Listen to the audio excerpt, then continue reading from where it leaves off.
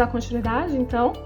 Então, hoje, nós vivemos, né, o paradigma da inclusão. O que eu quero dizer com isso?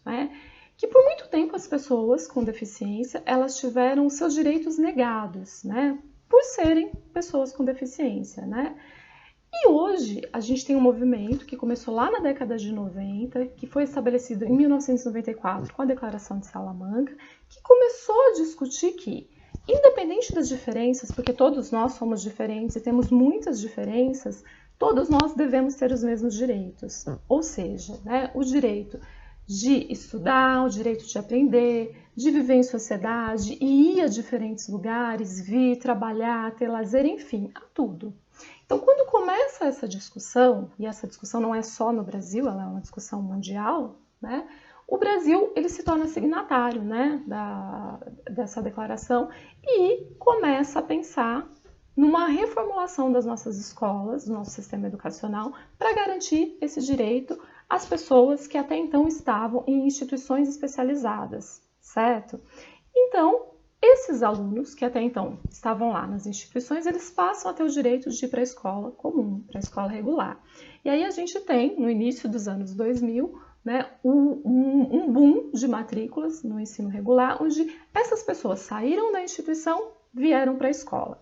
E o que é a inclusão, né? O que a nossa lei diz em relação à inclusão? A nossa lei diz o seguinte, que é direito deles estarem na escola e que eles têm direito a frequentar a escola num período e no período contrário, né, no contraturno, eles têm direito ao AEE, Atendimento Educacional Especializado. O que é feito nesse AEE? É um momento em que um professor, que é o professor de educação especial, ele vai oferecer recursos e suportes, né, que esse aluno necessita para aprender o que é ensinado na sala de aula regular. Então, vamos lembrar de uma coisa. O que o professor do AEE, né, ensina na sala de AEE, na sala de recursos multifuncional, não é a mesma coisa que o professor da sala de aula. Quem ensina o conteúdo, ou seja, quem vai ensinar o aluno a ler, a escrever, a fazer conta e todo o resto que os alunos aprendem na escola, é o professor da sala de aula regular. O professor do AEE vai ensinar, né, esse aluno, vai identificar as necessidades, as dificuldades que esse aluno tem e vai fazer um plano de ensino, né, considerando essas necessidades. Então, qual é o recurso que ele precisa, quanto tempo será que ele vai levar para dominar esse recurso, e aí mostrar para o professor da sala de aula como que funciona esse recurso e disponibilizar para ele, enfim, são trabalhos diferentes, correto? Quando a gente começou a falar em inclusão, a gente não tinha definido ainda quem era o público-alvo da educação especial, ou seja, quem é esse aluno que vai em um horário na sala de aula regular e no contraturno na sala do AEE, certo? Mas aí nós tivemos, em 2007, a Política Nacional de Educação Especial na perspectiva da educação inclusiva. Essa política ela faz um resgate dessa história, dessa população, né, que ficou excluída do sistema escolar por tanto tempo, e diz o seguinte: agora, na perspectiva da inclusão, nós temos um público-alvo, ou seja, a educação especial ela vai atender essas pessoas aqui. Quem são, né, considerados público-alvo hoje? A pessoa com deficiência, a pessoa com transtorno global do desenvolvimento, que hoje a gente chama de TEA, né, transtorno do espectro autista, e também a pessoa com altas habilidades de superdotação.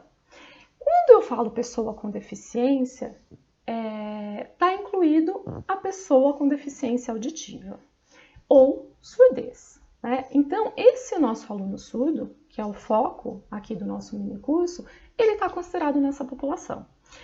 Mas aí, vocês devem estar, né, que é comum a gente pensar, mas não tem toda essa discussão de que eles não são pessoas com deficiência, porque não falta nada, eles não são deficientes, né? E sim surdos. Isso, tem. Mas lá na nossa legislação, eles estão incluídos como pessoas com deficiência, ok? E eles, consequentemente, têm direito, então, ao suporte, né, oferecido pela educação especial na sala de recursos multifuncional. Tudo bem?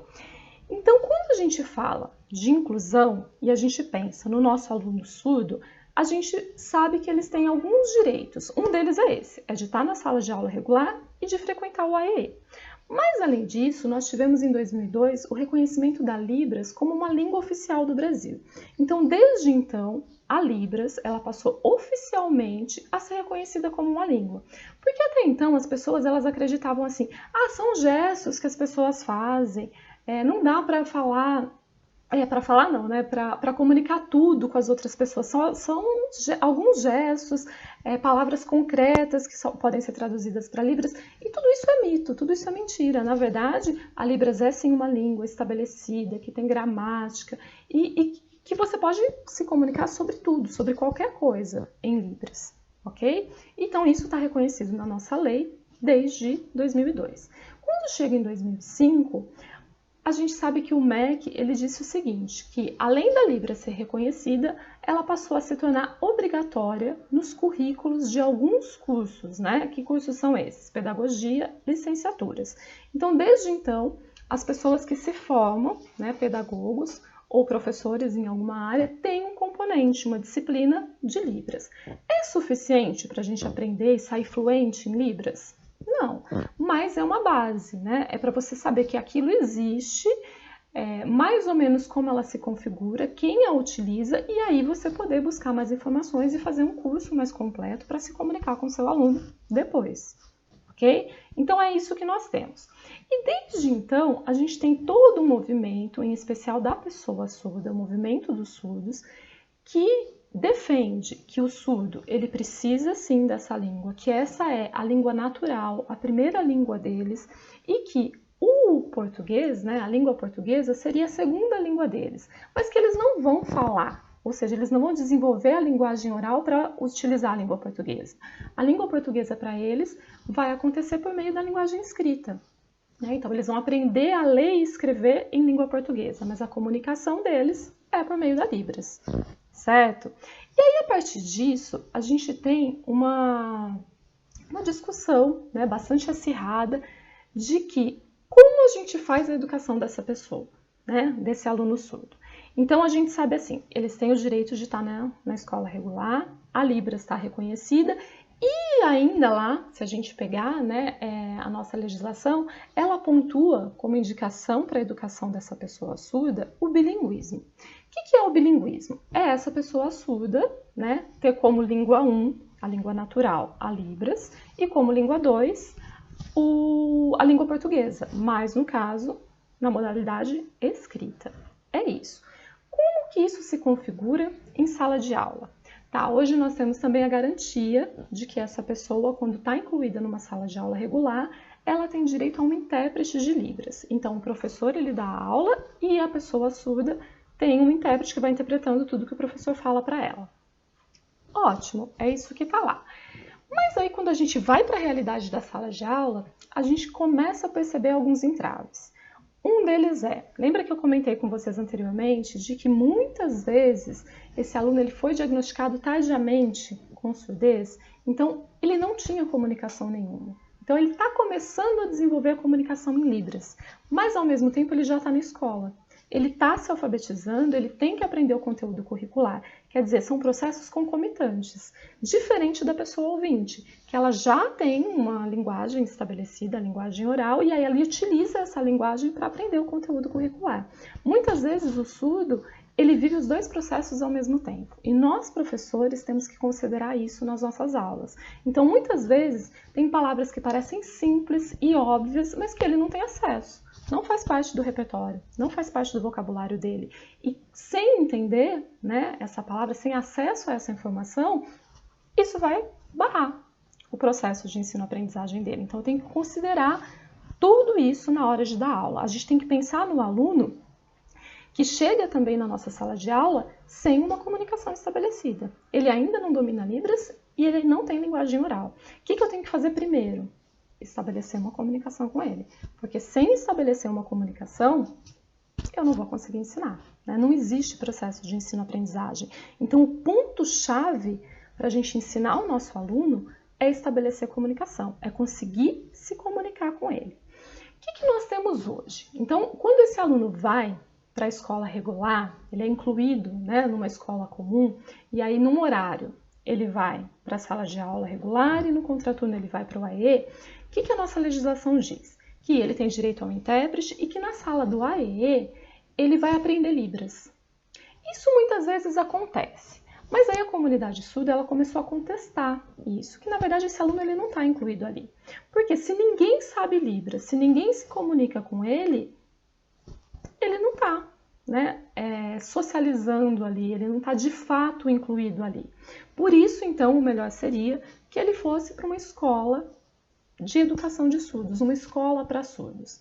Aí tem toda uma polêmica, porque aí as pessoas diziam assim, mas aí a gente está tirando eles da inclusão, né? Tirando o direito deles de serem incluídos e excluindo em uma outra instituição. Se a gente pensar dessa forma, sim, mas a gente tem que ver também o benefício que eles têm nessas instituições. Por quê? Porque quando eles vão para uma escola de surdos, é uma escola onde toda a equipe, todo mundo que trabalha lá se comunica em Libras. Então, é como se ele vivesse uma imersão mesmo na Libras. Então, o tempo todo ele está praticando, ele está se comunicando em Libras, ele adquire a língua de uma forma mais natural e também mais rápida. Ele se torna fluente em Libras muito mais rapidamente. Por quê? Porque ele interage o tempo todo com todas as pessoas. E aí, o conteúdo curricular é passado para ele por meio da Libras. E qual que é a diferença? A diferença é que o professor ele já se comunica em Libras e ele passa aquele conteúdo em Libras. Não tem a intermediação de um intérprete. Então, não é um professor que fala, o intérprete traduz para o aluno. Concorda que é uma relação mais direta? E isso, gente, facilita muito a aprendizagem. É por isso que a comunidade surda tem sim preferido a educação de surdos em escolas de surdos, devido a esse processo que acontece, né, de uma forma mais natural, consequentemente mais rápida, e beneficia o aluno, que consegue sim ter acesso a todo o conteúdo e aprender ao mesmo tempo que ele está aprendendo numa língua que é natural para ele. Então, assim, qual é o nosso papel enquanto professor? É ensinar o nosso aluno. O ideal seria que ele chegasse na escola sabendo Libras e aí tivesse o intérprete e fizesse a interpretação? Seria, mas a gente sabe que isso nem sempre acontece. E aí tem uma coisa que a gente tem que fazer sempre, que é respeitar a escolha da família, né? O que a família quer para esse filho, né? Para esse nosso aluno? Porque às vezes a gente fala assim, mas se ele aprendesse Libras seria tão melhor, seria muito mais rápido, tem um intérprete aqui, mas a família não quer. A gente precisa o quê? Mostrar para essa família o que é Libras, porque às vezes eles não sabem, eles não têm conhecimento, eles nunca tiveram essa experiência, né, na vida deles. Entrar em contato com o fono que atende ele fora da escola e trabalhar em conjunto. Mas se mesmo assim a família optar pelo oralismo, o que é oralismo? É a opção pelo aluno aprender a desenvolver a linguagem oral, seja fazendo a leitura orofacial, né, se comunicando, tentando se comunicar pela linguagem oral, utilizando aparelhos, né, auditivos, enfim. A gente tem que pensar que é uma escolha da família e que então a gente vai respeitar, ainda que a gente tente mostrar para eles os benefícios, né, e o outro lado, a outra possibilidade, né, mas a gente respeita. Só que aí a gente tem que ter em mente o seguinte, saber conduzir, saber passar a informação para essa família. Então tá, você está optando, né, pelo desenvolvimento da linguagem oral do seu filho? Ok, mas então ele vai precisar de um acompanhamento especializado, que nós não temos aqui na escola. Que acompanhamento é esse? É do fonoaudiólogo. Então você vai ter que procurar, porque é ele que vai ajudar, né, ao aluno a desenvolver esses pontos articulatórios e a fazer a leitura, enfim, ok? E aí, esse fono vai ajudar você a pensar como que você coloca esse aluno em sala de aula, como que você prepara, como que você dá a aula, né, no caso para ele, que é um pouco diferente do aluno que já se comunica em Libras e que tem um intérprete, enfim, né, a gente tem que considerar as duas coisas, essas duas informações e respeitar a escolha tanto da família do nosso aluno e às vezes até do próprio aluno, ok? Então, quando a gente fala que o aluno, ele aprende, né? Ele vai aprender. A diferença é que é devido ao tempo que ele ficou sem desenvolver uma comunicação, seja ela de que tipo for, oral ou gestual, né? Visoespacial, que é a Libras, isso vai determinar o desenvolvimento dele e a comunicação. Então a gente sabe, por exemplo, hoje eu vou falar disso rapidamente, que nós temos algumas crianças que estão realizando a cirurgia para o implante coclear. O que é um implante coclear? É uma cirurgia onde a pessoa coloca um chip, né, na cabeça e esse chip ele capta o som, na verdade, do ambiente, codifica esse som em sinais elétricos, manda para o cérebro decodifica esses sinais elétricos e a pessoa tem uma sensação auditiva. E a partir dessa sensação auditiva, ela vai conseguir identificar informações por meio do som e também a reproduzir esse som. É por isso que o implante coclear, ele propicia o desenvolvimento da linguagem oral. Mas isso, gente, não é assim que a pessoa fez a cirurgia e pronto, ela saiu de lá falando como uma pessoa ouvinte. Isso é um processo. Depois da cirurgia, ela tem que ter um acompanhamento de médicos, de psicopedagogos, de educadores que conheçam essa realidade e de fonoaudiólogos, senão ela não vai desenvolver linguagem oral sozinha.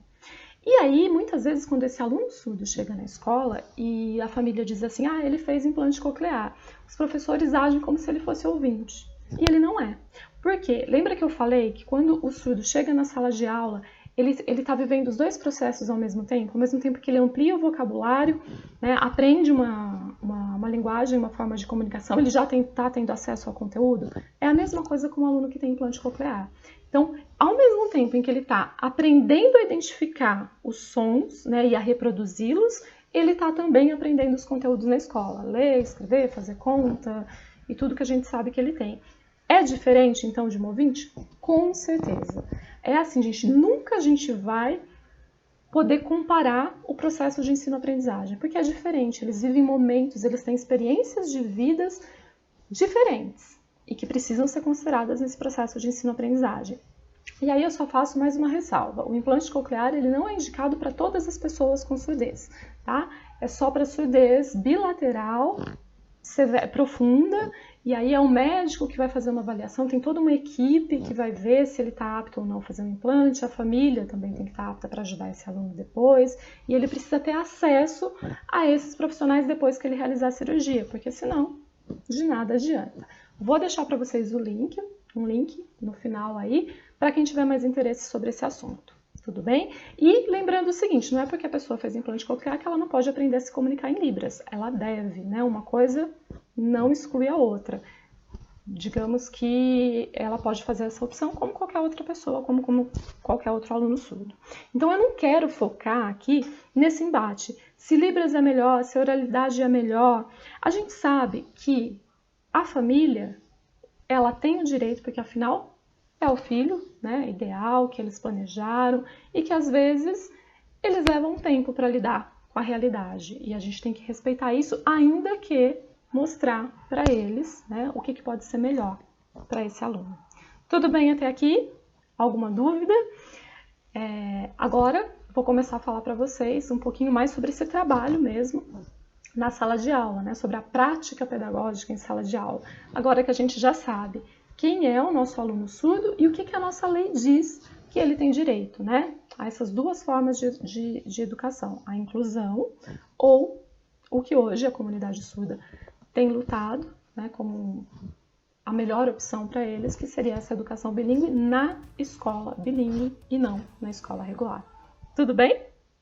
Então a gente vai começar agora a falar das práticas pedagógicas.